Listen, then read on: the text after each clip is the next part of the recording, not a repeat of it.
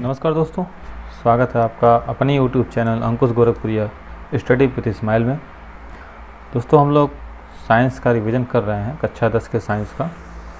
दोस्तों, हम लोग 7 भाग पढ़ चुके हैं और 7वें पार्ट में हमने आपको बताया था अवतल दर्पण या दर्पण के बेस्ड पे सवाल कैसे आते हैं, वो हमने सॉल्व किया था। आज कुछ छोटे छोटे टॉपिक हैं, उसको बताना है और इसके बाद आपका दर्पण ख़त्म हो जाएगा। फिर आप और हम मिल के पढ़ा जाएगा लेंस। लेकिन फ़िलहाल आइए जो छोटे छोटे टॉपिक बचे हुए हैं वो पढ़ लेते हैं, ठीक है, ताकि कोई भी चीज़ आपसे छूटे ना। तो और जो टॉपिक हमारा है, तो टॉपिक स्टार्ट करने से पहले आपसे निवेदन ये है कि अगर आपने हमारा चैनल सब्सक्राइब नहीं किया है तो सब्सक्राइब कर लें, आइकन बटन दबा दें, शेयर कर दें, लाइक कर दें, ठीक है दोस्तों। चलिए आइए, हम लोग का टॉपिक है आज का संयुग्मी फोकस। संयुग्मी फोकस, संयुग्मी फोकस, ठीक है। संयुग्मी फोकस क्या होता है? संयुग्मी फोकस ऐसे तो शब्दों में अगर हम बात करें तो आप समझ नहीं पाएंगे, फिगर्स में बता देता हूँ, तो फिगर से आपको अच्छे से समझ में आ जाएगा। आइए एक फिगर हम बनाते हैं। ये रहा कोई दर्पण, तो दर्पण हमने लिया अवतल दर्पण, ये अवतल दर्पण है। हमेशा की तरह हमने यहाँ मुख्य अक्ष खींचा, मुख्य अक्ष पे यहाँ होता था P यानी ध्रुव, यहाँ होता था सेंटर, यहाँ होता था फोकस, ठीक है। तो संयुग्मी फोकस को आपको समझना है, तो उसके लिए आपको कुछ छोटी सी बातें हैं। जैसे देखिए, मान लीजिए हमने यहाँ वस्तु रखा, यहाँ से लाइट को पास कराया, लाइट फिर यहाँ गई, हमने यहाँ वस्तु रखा। अब इस वस्तु का प्रतिबिंब मान लीजिए यहाँ बन रहा है, मान लीजिए यहाँ बना, ठीक है। मान लीजिए वस्तु का प्रतिबिंब यहाँ बना, ये रहा O, ये रहा I। O से ऑब्जेक्ट यानी वस्तु, I से इमेज यानी प्रतिबिंब, ठीक है। तो जैसे ऑब्जेक्ट यहाँ था, इमेज यहाँ बना। अब एक काम करते हैं, इस ऑब्जेक्ट को उठा के इमेज की जगह पर रखते हैं और इमेज देखते हैं कहाँ बनता है, ठीक है। आइए देखते हैं, यही I हमारा है, यही I हमारा है। एक फिगर और बनाते हैं छोटा सा, ये लीजिए हमने बनाया, ठीक है। जैसे C यहाँ है, F यहाँ है, P यहाँ है, ठीक है। ये हमारा यहाँ बना था इमेज यहाँ बना था। और ये अब क्या करते हैं, जो वस्तु है, वस्तु को उठा के इमेज जहाँ बना है वहाँ रख लेते हैं। तो मान लीजिए हम यहाँ रख लेते हैं, ठीक है। मान लीजिए हमने ऑब्जेक्ट हमारा यहाँ था, तो हमने ऑब्जेक्ट को यहाँ रख दिया, ठीक है। इमेज की जगह पे जहाँ इमेज बना है वहाँ रख दिया। और देखते हैं कि इमेज ऑब्जेक्ट यहाँ रखे तो इमेज हमारा वहाँ बन रहा है जहाँ हमने वस्तु पहले रखा था। ये हम ए फिगर मान लेते हैं, ये हम बी फिगर मान लेते हैं। कहने का मतलब ये है, ए फिगर में वस्तु हमारा यहाँ रखा था, प्रतिबिंब उसका यहाँ बना, ठीक है। और बी फिगर में हम वस्तु और प्रतिबिंब का अदला बदली कर देते हैं, उनके स्थानों का अदला बदली कर लेते हैं। तो वस्तु को प्रतिबिंब के स्थान पे यहाँ रख दिया और तब देख रहे हैं कि इमेज हमारा वस्तु के स्थान पे बन रहा है, ठीक है। यही कहलाता है संयुग्मी फोकस। कहने का मतलब ये है, संयुग्मी फोकस उन्हें कह सकते हैं जो दोनों बिंदुओं को परस्पर चेंज करने पर कोई भी प्रभाव, कोई भी बदलाव नहीं आता है, वो संयुग्मी फोकस कहलाता है, ठीक है। देखिए, हमने वस्तु रखा यहाँ, प्रतिबिंब हमारा यहाँ बना। अब हमने क्या किया, इस वस्तु को प्रतिबिंब की जगह रखा तो प्रतिबिंब हमारा यहाँ बनने लगा वस्तु की जगह पे। फिगर बी में आप देख लीजिए, ठीक है। यही हमारा संयुग्मी फोकस है। छोटा टॉपिक है, बस पूछेगा, कुछ है नहीं। तो एक इसमें नोट आप डाल के लिख लीजिए। नोट इसमें ये है कि जो संयुग्मी फोकस है वो बनेगा सिर्फ और सिर्फ, ये कहाँ मिलेगा, संयुग्मी फोकस अवतल दर्पण में ही संभव है। अब इसका मतलब ये हुआ, इसका मतलब क्या हुआ, अगर आप समझ पा रहे हो तो ठीक है। लेकिन इसका मतलब यही हुआ कि अवतल दर्पण में ही संभव क्यों है, क्योंकि अगर उत्तल दर्पण लेंगे तो हमारा प्रतिबिंब बनता है दर्पण के पीछे।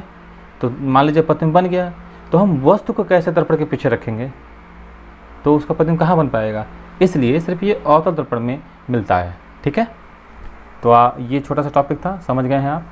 तो आइए अगला टॉपिक हमारा है रेखीय आवर्धन।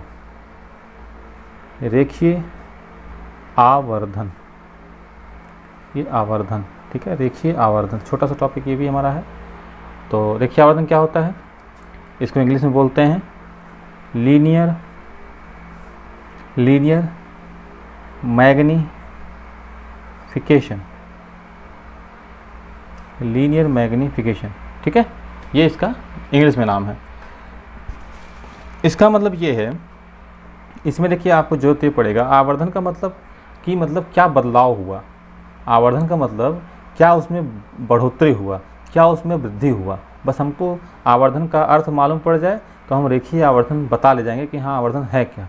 तो आवर्धन है क्या हम ये बता देते हैं, फिगर के माध्यम से भी बताते हैं। हमने ये लिया कोई दर्पण मतलब अवतल दर्पण ले लिया हमने, हमेशा की तरह यहाँ भी खींच लिया, मुख्य अक्ष यहाँ हमारा सेंटर हो गया, हमारा फोकस हो गया, ठीक है। कहने का मतलब ये है, वस्तु हमने यहाँ रखा, प्रतिबिंब हमारा यहाँ बना, ठीक है, वस्तु यहाँ रखा, प्रतिबिंब हमारा यहाँ बना, मान लीजिए यहाँ बना, ठीक है। तो आवर्धन का मतलब ये कि जो वस्तु हमारा है वो उसकी साइज क्या है और जो प्रतिबिंब हमारा है उसकी साइज क्या है। मतलब जो हमारा वस्तु है उसके प्रतिबिंब में क्या बदलाव हो रहा है, उसके साइज में क्या बदलाव हो रहा है, उसके प्रकृति में क्या बदलाव हो रहा है, वो वास्तविक है कि आभासी। कहने का मतलब ये है, मेन तो इसका यही है, फोकस ये करना चाह रहा है। आवर्धन का मतलब ये है कि जो वस्तु है उस वस्तु में क्या मैग्नीफाई हुआ, क्या बदलाव आया। तो बदलाव ये आया कि वस्तु हमारा बड़ा था, प्रतिबिंब हमारा छोटा बना, या वस्तु हमारा छोटा है, प्रतिबिंब बहुत बड़ा बन गया। कहने मतलब उसमें मैग्नीफाई क्या हुआ, ठीक है, बदलाव क्या हुआ, ठीक है। तो अब देखिए इसका फार्मूला हम इसको यम से डिनोट करते हैं, इसको यम से डिनोट करते हैं। तो हम अगर इसका परिभाषा रेखीय आवर्धन का परिभाषा लिखना चाहें तो इसका परिभाषा सिंपल सा ये होगा कि प्रतिबिंब की लंबाई, रुकिए हम लिख दें, इसको थोड़ा सा बाद में बताते हैं। प्रतिबिंब की लंबाई, प्रतिबिंब की लंबाई एवं वस्तु की लंबाई, प्रतिबिंब की लंबाई एवं वस्तु की लंबाई के अनुपात को रेखीय अनुपात या रेखीय आवर्धन कहते हैं, रेखीय आवर्धन कहते हैं, ठीक है। ये इसका एक छोटा सा 2 लाइन में इसका परिभाषा है। रेखीय आवर्धन क्या है, प्रतिबिंब की लंबाई यानी प्रतिबिंब की लंबाई, प्रतिबिंब हमारा कैसा बना, उसकी हाइट क्या है और वस्तु की हाइट क्या है, इन दोनों का रेशियो ही रेखीय आवर्धन कहलाता है, ठीक है। अगर आपका सामान्य जीवन बीता होगा तो 5, 6, 7 में ही ये आपको बताया गया होगा कि हाँ हाइट क्या होता है, लंबाई क्या होता है, प्रतिबिंब, ये सब बताए गए होंगे।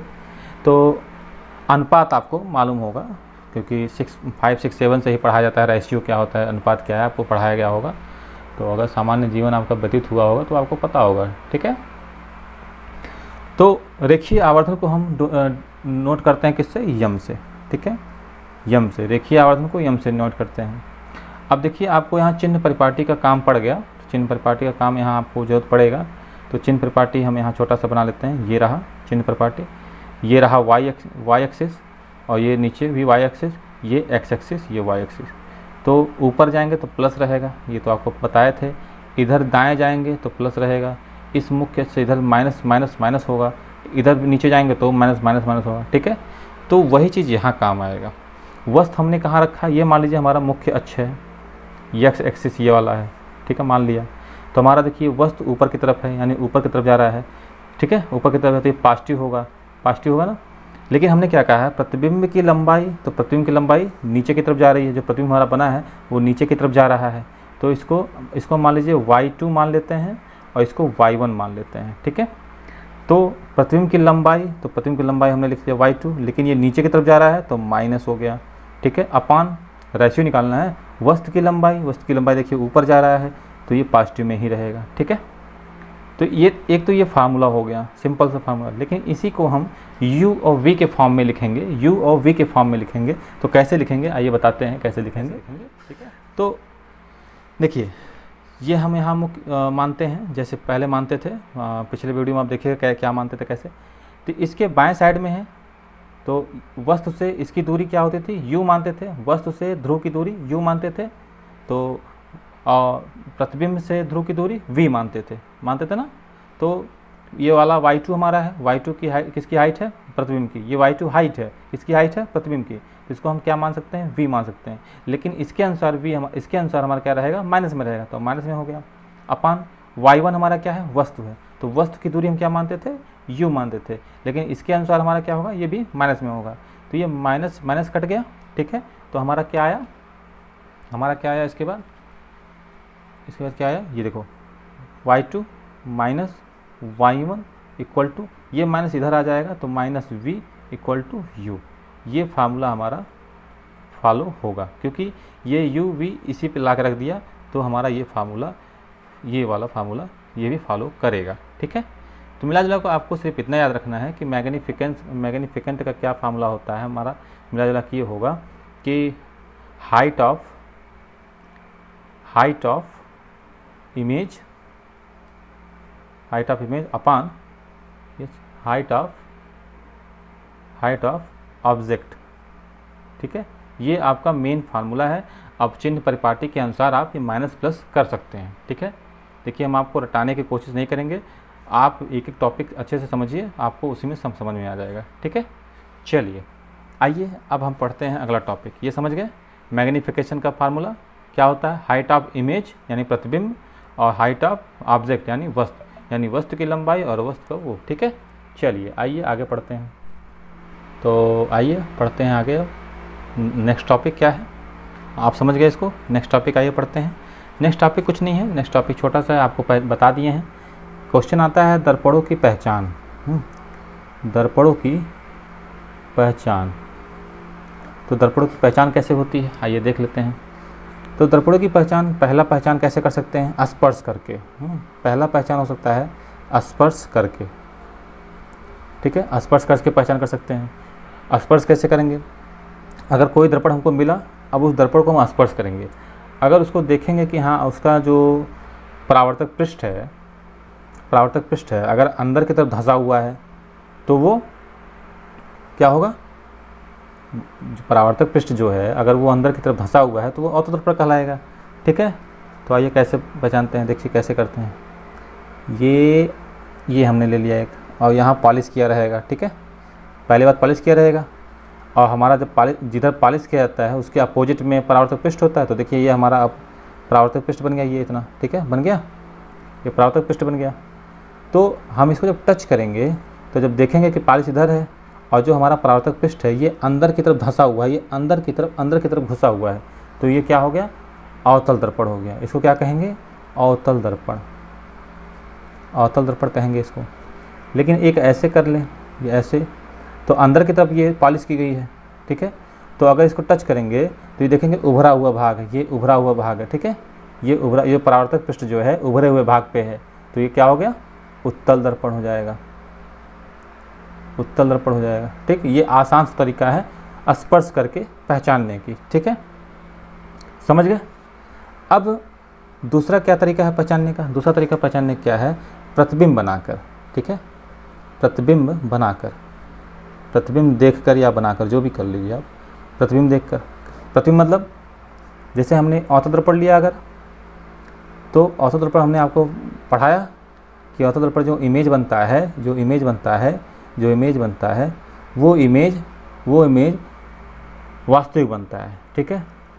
वास्तविक बनता है ना, तो वो वास्तविक बनेगा। कहने का मतलब वो है वो वास्तव में इमेज यहाँ बनाएगा, मिलता हुआ वास्तव में नज़र आएगा, वो वास्तविक बनाएगा।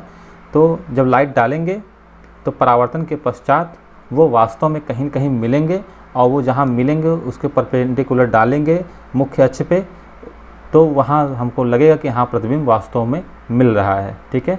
अगर आप ये नहीं समझ पा रहे हैं तो आप पिछला वीडियो देखिए, बहुत अच्छे से हमने बताया है, ठीक है। इसी प्रकार उत्तल का हम अगर लेते हैं तो उत्तल दर्पण लेंगे ऐसे, और जब लाइट डालेंगे तो ये परावर्तन के पश्चात इधर उधर परावर्तित हो जाएगा। लेकिन आभासी अगर हम आभासी मिलाएंगे तो इसके फोकस पे आके या कहीं भी आके प्रतिबिंब वो आभासी बनाएगा। तो ये आभासी बनाता है, ये वास्तविक प्रतिबिंब बनाएगा। ये जो अवतल है, अवतल दर्पण वास्तविक प्रतिबिंब बनाएगा, और उत्तल जो है आभासी प्रतिबिंब बनाएगा, ठीक है। तो ये था पहचान।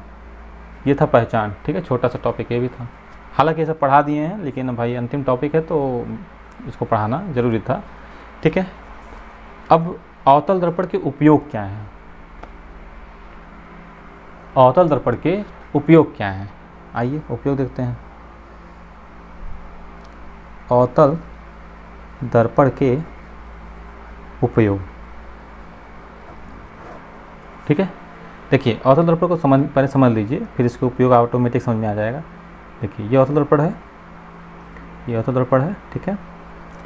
तो हम जब कोई भी लाइट डालेंगे ऐसे, तो मान लीजिए ये हमारा सेंटर, ये हमारा फोकस, तो कोई भी लाइट डालेंगे परावर्तन के पश्चात यहाँ फोकस में मिलेगा।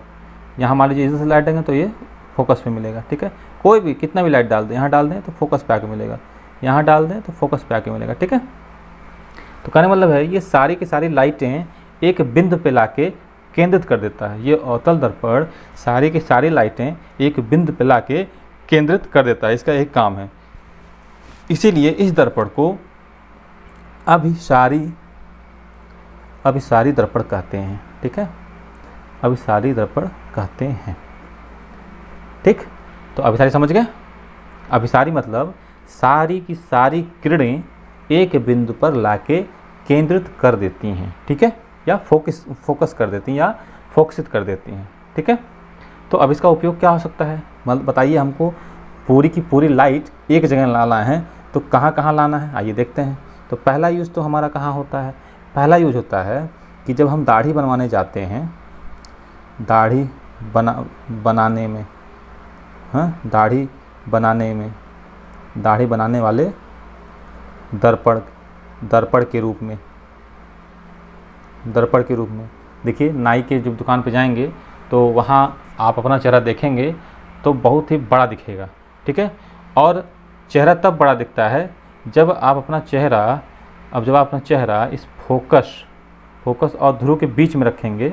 ये फोकस रहा, ये ध्रुव रहा, इस फोकस और ध्रुव के बीच में रखेंगे तब आपका चेहरा बड़ा दिखता है। एक साल ये भी क्वेश्चन पूछा था कि मनुष्य अपना चेहरा कहाँ रखे ताकि उसका जो चेहरे का प्रतिबिंब है बहुत बड़ा बने, हाँ, तो वो फोकस और ध्रुव के बीच में रखेगा तो वो बहुत बड़ा बनेगा, ठीक है। तो एक यूज ये हो गया। दूसरा यूज क्या है? नाक, कान, आँख के डॉक्टर लोग यूज करते हैं इसको, डॉक्टर लोग यूज करते हैं, ठीक है। नाक, कान, आँख के डॉक्टर यूज करते हैं। कैसे यूज करते हैं? देखिए, हमारे नाक या कान या आँख में अगर देखना है तो वो एक अवतल दर्पण का लेंगे, स्पेक्टिकल लेंगे ऐसे, तो वो कान के अंदर या ऐसे किसी के आगे लगा के देखते हैं तो वो चीज़ें हमको अंदर से बहुत बड़ी दिखती हैं और बारीकी से जो भी बारीकी चीज़ें हैं वो भी बहुत साफ साफ दिखाई हमको दे देता है। तो वो किसका उपयोग करते हैं? अवतल दर्पण का उपयोग करते हैं, ठीक है। तीसरा यूज कहाँ है? कभी आपने देखा है डिस्कवरी चैनल में देख रहे होंगे या फिर कहीं भी देखते हैं, तो जो समुद्र में जाते हैं गोताखोर लोग या फिर कहीं गुफा में कोई घुसता है तो आप देखे होंगे जो सर पे एक लाइट टार्च की तरफ बांधे रहते हैं तो उसको सर्च लाइट बोलते हैं। उसको सर्च लाइट बोलते हैं। सर्च लाइट अगर नहीं देखा हो डिस्कवरी चैनल में खोलना, तो वो गुफा में घुसेंगे तो अपने ये माथे पे एक टार्च बांधे रहेंगे, तो वो टार्च में भी अवतल दर्पण लगा रहता है। तो वो अवतल दर्पण क्या करता है, जितनी लाइट हमको जहाँ ज़रूरत है वहीं फोकस कर देगा, वहीं भर दिखेगा हमको, अगल बगल नहीं दिखेगा, ठीक है। तो ये सर्च लाइट में काम आता है, समझ गए। एक काम आता है टेबल लैंपों में देखो, टेबल लैंपों में क्या होता है, सारी लाइटें बंद कर दीजिए, एक लैंप जला लीजिए, टेबल लैंप में जला लीजिए, आप आराम से टेबल में फोकस कर देगा, एक जगह फोकस कर देगा, वहीं आपका केंद्र बना रहेगा, ठीक है। वहीं आपको दिखेगा, एक जहां हमको पढ़ना है वहां सिर्फ साफ साफ दिखेगा, बाकी हर जगह अंधेरा रहेगा, समझ गए। तो ये अवतल दर्पण का यूज है, ठीक है। आइए कुछ उत्तल दर्पण का यूज पढ़ लेते हैं। ये हमारा अंतिम टॉपिक चल रहा है, उत्तल दर्पण का छोटा सा यूज है, ये भी जान लीजिए। उत्तल दर्पण का उपयोग, उत्तल दर्पण का उपयोग क्या है? उत्तल दर्पण का उपयोग आप लोग डेली देखते हैं और शायद देखते भी हैं लेकिन आप समझ नहीं पाते हैं। आइए देखते हैं, बहुत लोग जानते होंगे, ऐसी बात नहीं है।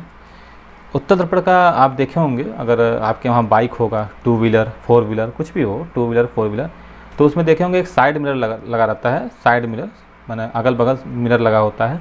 वो मिरर का काम क्या होता है, पीछे से आने वाले वाहनों को, वस्तुओं को देखने के लिए वो मिरर लगा रहता है, क्योंकि भैया जो ड्राइव कर रहा है वो बार बार पीछे नहीं देखेगा कि हाँ कौन आ रहा है, क्या कर रहा है।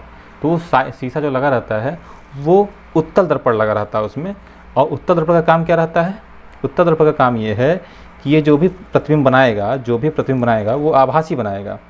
पहला काम तो आभासी बनाएगा, ठीक है, आभासी बनाएगा।